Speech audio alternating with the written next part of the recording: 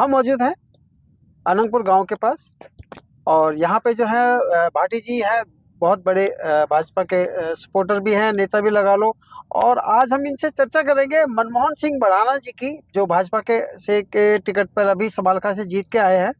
उनके बारे में कुछ जानकारी इकट्ठी लेना चाहते हैं। हमारे दर्शक ये जानना चाहते हैं कि जो मनमोहन सिंह भड़ाना जो यहाँ से समालखा से जो जीते हैं बीजेपी, ये पहली बार ऐसा हुआ है कि भाजपा ने प्रथम बार समालखा से जीत का स्वाद चखा है। हालांकि उनके पिताजी भी यहाँ से 2 बार विधायक रहे हैं, लेकिन जब भी वो विधायक रहे थे तो वो बंसीलाल की पार्टी से थी और दूसरी बार चौटाला की पार्टी थी। लेकिन बीजेपी की टिकट से पहली बार मनमोहन सिंह भड़ाना जीता है।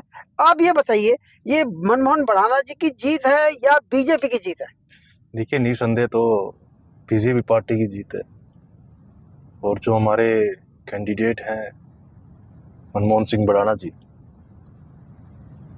उन पे समालखा की जनताओं ने विश्वास रखते हुए, उनकी नीतियों पे विश्वास रखते हुए और उनका जो स्वभाव है उस पे विश्वास रखते हुए उनको विजय का आशीर्वाद दिया। इससे पहले उनके पिताजी भी यहाँ पे 2 बार विधायक और मंत्री रहे, तो यहाँ की अपेक्षाएं जो है समालखा की कुछ ज्यादा है।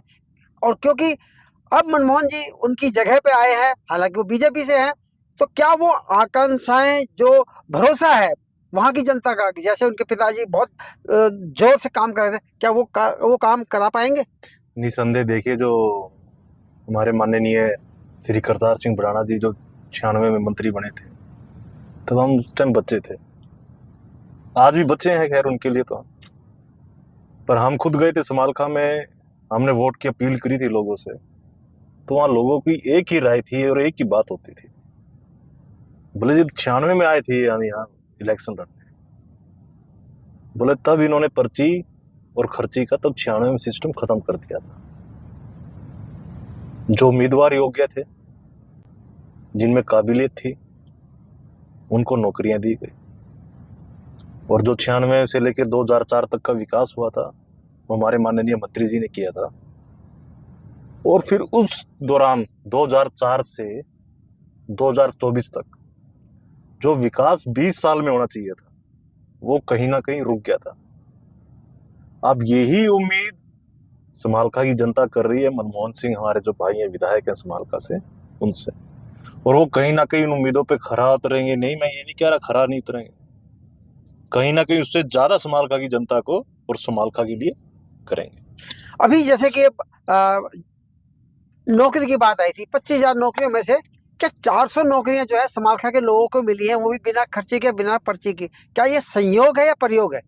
देखिए, ये ना संयोग है ना प्रयोग है, ये सिर्फ और सिर्फ समालखा के लोगों के लिए नहीं, पूरे हरियाणा के लिए एक पार्टी के प्रति विश्वास है। नहीं, 400 जो अभी जो ये 25,000 में जो भर्तियां जो हुई है उसमें 400 बच्चे समालखा से सिलेक्ट हुए हैं। बिल्कुल जी, काबिलियत, मेहनत, जो जितनी मेहनत करेगा वो कोई से भी जिला का हो। ये तो हमारा सौभाग्य है कि मेहनत करने वाले समालखा के लोग हमें मिले हैं और इस मेहनत के साथ ही समालखा का विकास होगा और समालखा दिन दुगनी रात चौगुनी तरक्की करेगा। समालखा में कई अनेक समस्या थी जिसकी वजह से वहां के मौजूदा विधायक से लोगों की बहुत भारी नाराजगी थी। और हमें ये भी सुनने में आया कि उनकी ही जो छोकर जाति के जो है, उन्होंने जो है अपने उससे हट के मनमोहन जी को वोट दिया। क्या कारण था? देखिएगा, एक युवा चेहरा समालखा गया है और चेहरा भी ऐसा जो मिलनसार, स्वभाव से ठंडा, तो लोगों ने उन पे विश्वास किया और उस विश्वास के बलबूते 19,000 वोटों से हम जीते हैं। तो अब इस चीज को आप एक उसमें मत देखिएगा। अगर समालखा में विकास करना है, समालखा को गति देनी है, तो मनमोहन जी के हाथ और पक्के करने पड़ेंगे। मंत्री नहीं बन पाए, क्या वजह रही? देखिए, मंत्री बनने के लिए तो हाईकमान का निर्णय है, पर सरकार में है, बीजेपी के विधायक हैं, तो उसी के साथ साथ लगते लगते बहुत काम हो जाएंगे और बहुत काम करेंगे।